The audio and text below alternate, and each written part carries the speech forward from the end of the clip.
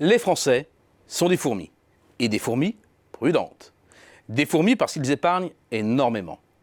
Même une fois ôtée la composante immobilière de l'épargne, ils arrivent en tête de classement en Europe, derrière les Allemands, qui sont les plus économes, avec un effort d'épargne financière représentant en moyenne près de 8% de leurs revenus. Bien plus bas, les Italiens, les Espagnols et les Britanniques qui ferment la marche. La photo de la structure du patrimoine financier des ménages donne, elle, une autre information, celle de la stratégie d'investissement. C'est très clair. Liquidité et absence de risque de perte en capital d'abord, recherche de rendement ensuite. C'est le côté prudent de la fourmi. C'est ce que dévoile une première distinction entre produits de taux, principalement les dépôts à vue, l'épargne réglementée, l'assurance vie en support euro, et produits de fonds propres constitués d'actifs financiers investis dans le capital des entreprises sous forme d'actions ou autres, ainsi que les assurances vie en unités de compte. La rémunération et le capital de ces actifs dépendent, entre autres, des conditions de marché, ce qui rend le rendement de ces produits structurellement beaucoup plus aléatoire que les taux garantis, mais avec une espérance de gain supérieure. Les produits de taux, c'est plus de 65% des quelques 5 000 milliards d'euros constituant le patrimoine financier des Français. Les produits de fonds propres, un peu moins d'un tiers. En descendant plus finement, par grande ligne de produits, l'assurance vie en support euro arrive en tête avec 31% des encours. Cette prédilection est une spécificité française au regard des autres pays européens et s'explique en partie par une fiscalité avantageuse, notamment en cas de succession. 20% du patrimoine financier est ensuite placé dans des dépôts bancaires rémunérés, essentiellement les produits d'épargne réglementés type livret A, plan d'épargne logement, etc. Plus surprenant, en troisième position, l'ensemble composé des actions non cotées et autres participations.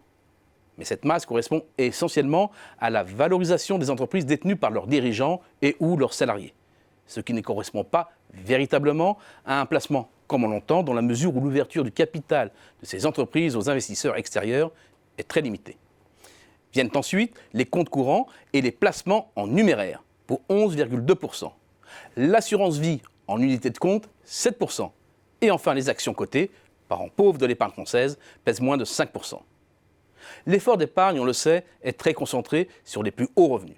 C'est pourquoi ils font compléter la photo des encours par celle du taux de détention pour mesurer quels sont les supports les plus populaires et les plus diffusés au sein de la population.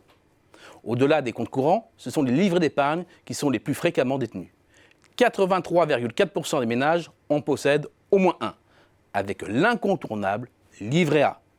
La France comptait au 31 décembre 2018 66 990 000 habitants et 55 millions de livrets A, dont 60% ont moins de 1 500 € en dépôt. Après les livrets d'épargne, l'assurance vie est le placement privilégié. Près de 39% des ménages en possèdent au moins une.